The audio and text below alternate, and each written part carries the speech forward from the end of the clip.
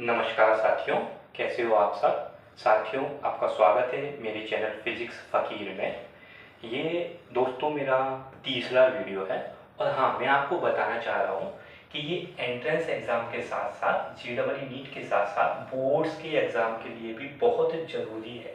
Okay, तो जिन लोगों का भी बोर्ड का एग्ज़ाम है, 12th में है और करंट इलेक्ट्रिसिटी टॉपिक है, तो आप इससे फ़ायदा ले सकते हैं। ओके दोस्तों, तो लास्ट क्लास में हम लोगों ने पढ़ा था, एक तो ओम्स लॉ पढ़ा था, केवीएल के बारे में पढ़ा था, केसीएल के बारे में भी पढ़ा था और सिंपल वोल्टेज और करंट पढ़ा था। तो दोस्तों, मैं आप लोगों को बता देता हूँ यहाँ पे, एक बार फिर से रिवाइज करवा देता हूँ, ठीक है।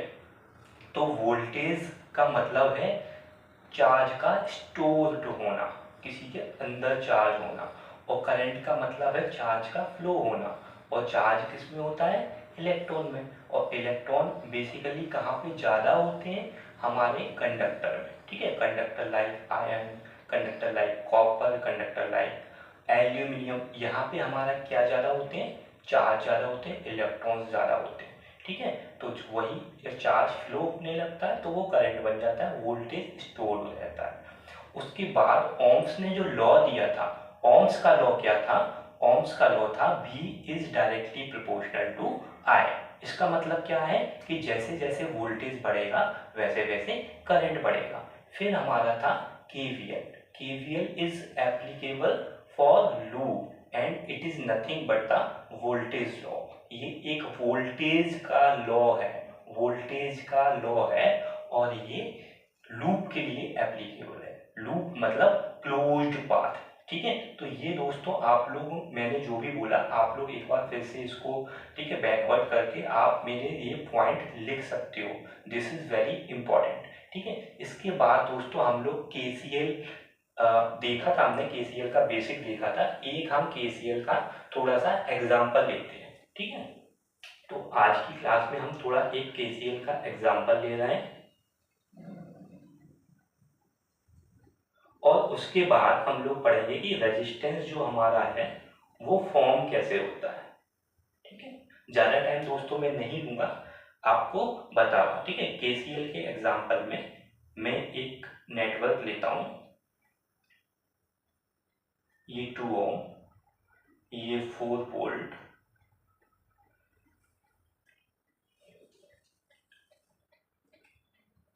ये देखो दोस्तों 2 ओम, ये 2 ओम। अगर दोस्तों आपको स्क्रीन पे थोड़ा छोटा दिखता है तो आप थोड़ा जूम करके भी देख सकते हैं, ओके। ये 4 वोल्ट, ये 4 वोल्ट, यहाँ पे मैंने लिया 4 ओम और यहाँ पे भी लिया 4 ओम, ठीक है। ये दोस्तों 4 है, ये 4 है, ये 2 है, ये 4 वोल्ट है, ठीक है। आप अपने नोटबुक पे बना सकते हो, ठीक है दोस्तों। अब देखो यहाँ पे क्या है दोस्तों, जब हम बात करेंगे केसीएल की, अभी ये नहीं देखेंगे कि ये रेजिस्टेंस पैरेलल में, क्योंकि कुछ लोगों ने आगे का पढ़ लिया है। अभी मैंने आपको एक्चुअली रेजिस्टेंस का सीरीज कॉम्बिनेशन और रेजिस्टेंस का पैरेलल कॉम्बिनेशन बताया ही नहीं है। तो यहाँ पे हम लोग केसीएल से इसको सॉल्व करेंगे। किससे करेंगे? केसीएल से। तो केसीएल के लिए हम, ये लूप है, इस लूप पे फोकस नहीं करेंगे। केसीएल के लिए हम लोग किस पे फोकस करेंगे दोस्तों? जंक्शन पे। जंक्शन क्या होता है? जहां दो या दो से ज्यादा कंडक्टिंग वायर होते हैं। अब देखो 1 2 3, यहाँ पे 3 कंडक्टिंग वायर हो गए, इसका मतलब ये एक जंक्शन है। तो साइन कन्वेंशन क्या है, नोट कर लो दोस्तों। सबसे पहले हम जंक्शन फाइंड आउट करेंगे। सबसे पहले क्या फाइंड करेंगे? जंक्शन। फाइंड जंक्शन, ठीक है। जंक्शन हमने देख लिया। उस जंक्शन पे आप क्या मान लो? पोटेंशियल मान लो। क्या मान लो? पोटेंशियल। और ऐसा मानो कि यही सबसे ज्यादा पोटेंशियल है। मतलब हम लोग क्या मान रहे हैं? हम लोग मान रहे हैं कि जो V है वही सबसे ज्यादा है, ठीक है। V है वही सबसे ज्यादा है। तो देखो दोस्तों, यहाँ पे ये I1, ये I2 और ये I3, ठीक है। मतलब हमने हाई पोटेंशियल V को माना, तो करंट कहाँ से कहाँ फ्लो होता है? हाई पोटेंशियल से लो पोटेंशियल की तरफ। मतलब ये हाई पोटेंशियल हमने बी एज्यूम किया है, तो सारे के सारे करंट यहीं से फ्लो होंगे because it is at high potential. ठीक है, तो ये देखो I1 है, ये I2 है, और ये कितना है दोस्तों I3। ठीक है, अब देखो हमारा क्या इसमें होता है, incoming current is equal to outgoing current.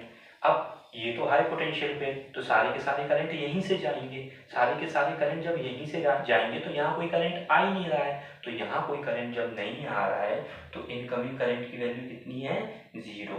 Outgoing current कितना है यहाँ पे I1 I2 और I3। ठीक है, I1 plus I2 plus I3। अब कुछ लोग कहेंगे सर ये I1 का डायरेक्शन ये तो नहीं होगा।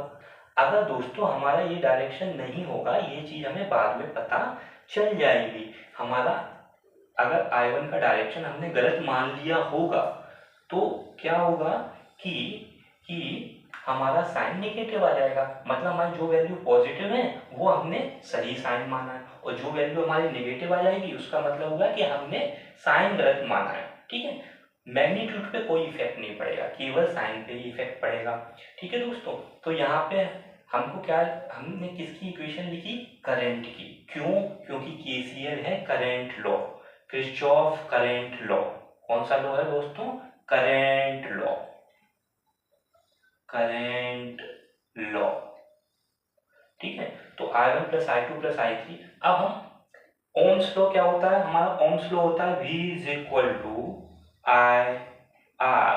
तो यहां से I की वैल्यू कितनी आएगी V अपॉन R। तो याद रखना किरचॉफ वोल्टेज लॉ में हम वोल्टेज को लिखते हैं in terms of current and resistance. Voltage को कैसे लिखते हैं, in terms of current and resistance. यहाँ पे हम करंट को लिखेंगे in terms of voltage and resistance. तो देखो I1 मतलब V by R, V by R मतलब ये भी, अब ये भी है। ठीक है, ये भी है, और ये क्या है दोस्तों, ये ग्राउंड नोड है, मतलब यहाँ पे 0 वोल्टेज है। ठीक है, ये ग्राउंड नोड है, इसके रिस्पेक्ट में ही ये 4 वोल्ट है।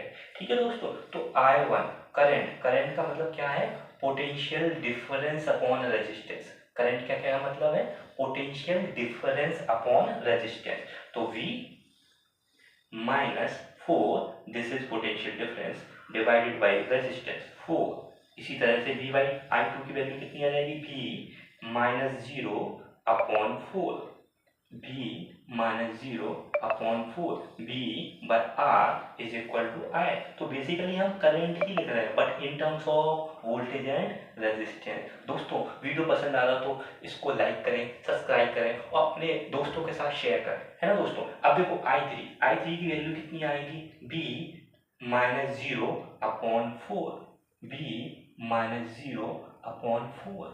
ठीक है, यहाँ से दोस्तों हम लोग क्या करेंगे, कांस्टेंट को अलग कर लेंगे, v को अलग कर लेंगे। तो कांस्टेंट कितना है, -4/2 है ना, यही कांस्टेंट है, और तो कुछ कांस्टेंट है नहीं। -4/2 यहाँ जाएगा तो +4/2 होगा, मतलब 2 होगा। ठीक है, फिर v/2 plus v/4 plus v/4। ठीक है, v/4 v/4 v/2 को ऐड करोगे दोस्तों तो इसकी वैल्यू कितनी आ जाएगी, इसकी वैल्यू आ जाएगी v। तो v की वैल्यू कितनी आ जाएगी दोस्तों, 2 आ जाएगी। ठीक है, 1/4 और 1/4 हाफ, हाफ और हाफ फुल, तो ये फुल हो गया, full 2 is equal to v। तो v की वैल्यू 2 आ गई। एक बार दोस्तों v की वैल्यू 2 आ गई। अब अगर आपसे कोई पूछता है कि I2 निकालो, ठीक है, कोई क्या पूछता है I2 निकालो, तो I2 की वैल्यू कितनी है, v/4। ठीक है, और v की वैल्यू कितनी है, v की वैल्यू है 2, तो 2/4 कितना आ जाएगा, 0.5 एम्पियर।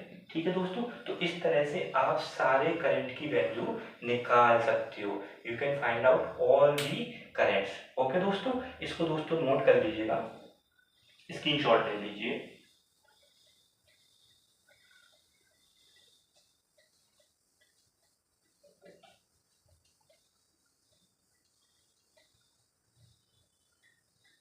इसके बाद दोस्तों हम थोड़ा सा रेजिस्टेंस के बारे में देख लेते हैं। रेजिस्टेंस हमारा किसका होता है, कोई भी कंडक्टिंग वायर का। कैसे फॉर्म होता है, मान के चलो ये हमारा वायर है, तो ये वायर में कितनी चीजें, एक तो इसकी लेंथ, ये वायर की length L, length for L, ये वायर का area, area for A, A stand for area, और तीसरी रेजिस्टेंस में क्या चीज़ आती है, ये मटेरियल किसका बना है, तो मटेरियल की वजह से दोस्तों रेजिस्टिविटी आ जाती है। क्या आ जाती है, रेजिस्टिविटी आ जाती है।